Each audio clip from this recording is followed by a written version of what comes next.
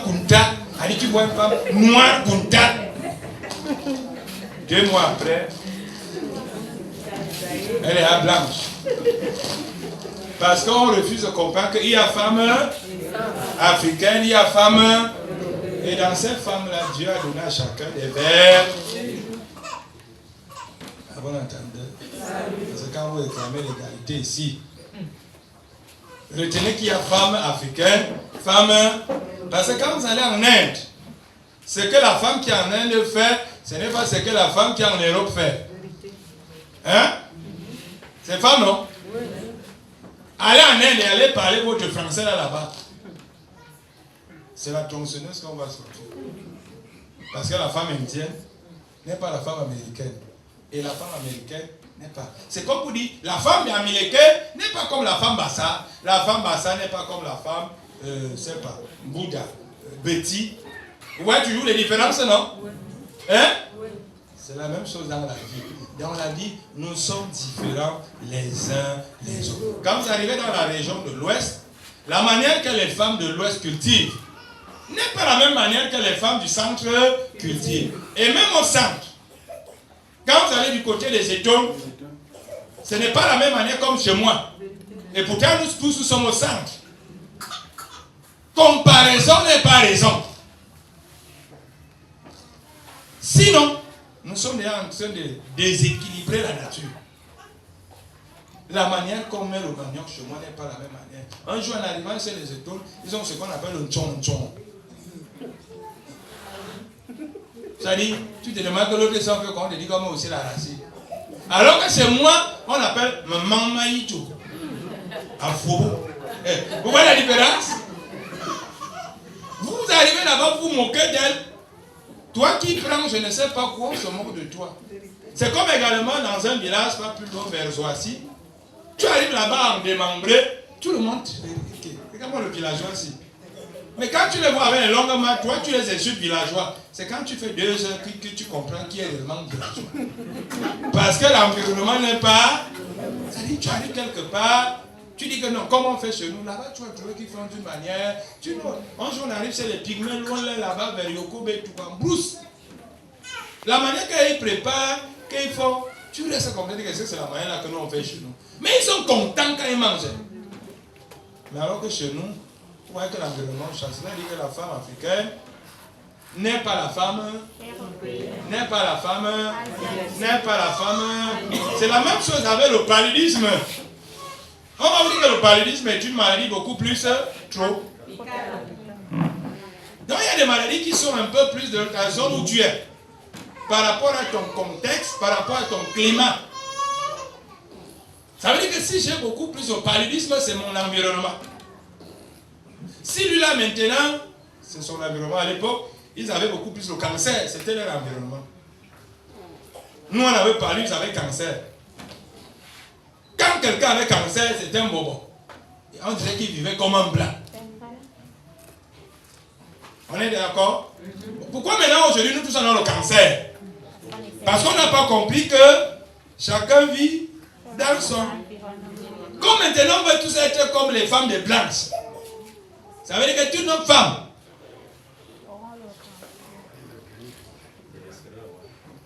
Complétez vous-même. Hein? Regardez comment aujourd'hui toutes les filles ont le cancer. Regardez comment le cancer. Aujourd'hui, il y a le cancer de la peau, cancer des sourcils, cancer des cils, cancer des lèvres, cancer. Ça ne vous dit rien? À une certaine époque, on entendait sur 1000 personnes déni.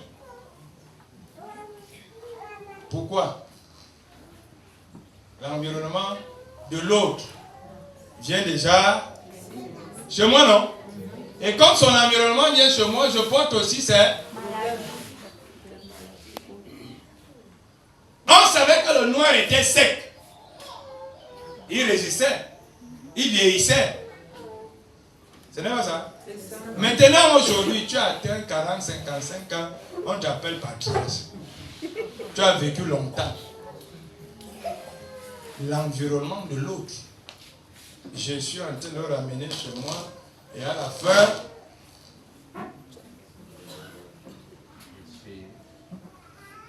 je sais que ce sont les oreilles pour comprendre ce que je dis. Donc, tellement que je vais voir l'enfant de l'autre.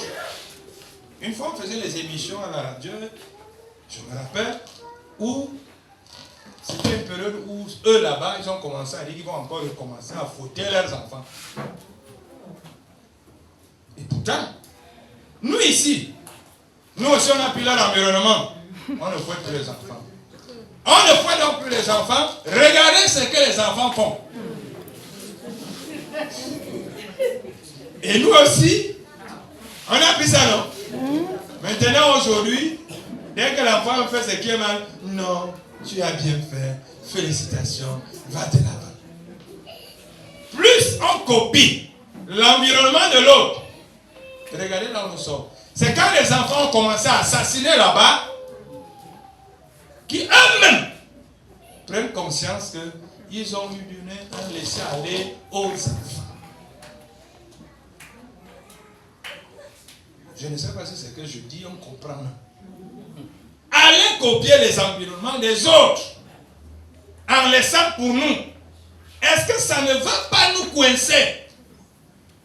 C'est pour cela que je dis, oui, n'oublions pas nos racines. N'oublions pas d'où nous sortons. N'oublions pas ce qui a fait de nous ce que nous sommes, ou alors ce que nous étions.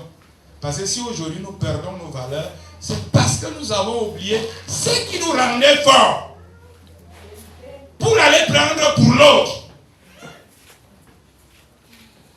Regardez comment nos enfants aujourd'hui sont. Ce n'est plus du soin qu'on va aller casser. Sur 10 enfants, si 7 ne se droguent pas,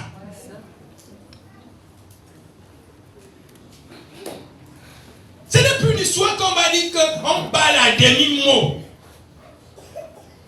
Les faits sont là, devant nous tous. J'ai regardé une vidéo où on demande à un censeur ou un surveillant de ne pas toucher l'élève. Quel sera le rôle de ce censeur si l'enfant fait le mal, commet le mal, entre travers les drogues, fait ceci, on lui dit que non, ne le touchez pas.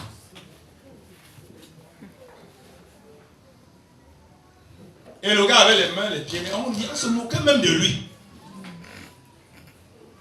Parce que nous prenons l'environnement de l'autre.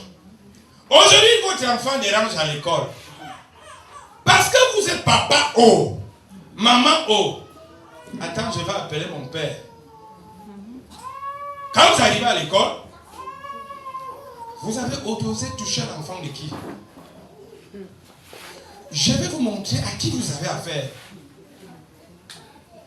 Le papa insulte l'enfant insulte le professeur. C'est comme le père lance l'épine, n'en parlons plus des femmes. J'ai vu une femme, une petite fille l'autre jour. Je suis allé en garage pour régler mes lumières, ma classe. Une petite fille. J'ai vu comment les gens disent, mais la petite fille qui manque le respect aux hommes, c'est encore quoi? Après, il y a un qui dit peut-être que son père est... Regardez là où on se retrouve déjà. Ce n'est que le début du commencement. À force de copier, à force de regarder pour les autres, regardez là où nous sommes en train d'aller. Si on ne se ressaisit pas, si on ne prend pas conscience, nous allons, quel que soit le degré de neuvaine, si on ne se ressaisit pas, nous sommes en train d'aller de mal en pire. Parce que le modernisme, oui, mais dans ce modernisme, il y a quand même quelques éléments traditionnels qui ne devraient pas disparaître. Corriger un enfant. Quel enfant lavait les assiettes? Quel enfant balait la maison? Lavait les habits? Fait ceci, fait cela. C'est ça qui faisait d'un enfant enfant. Si aujourd'hui, notre enfant n'arrive même pas à laver les assiettes, parce que son père s'appelle tonton Jacques. Sa mère s'appelle, ton grand-père s'appelle. C'est une bonne chose. Mais que sera l'avenir de cet enfant?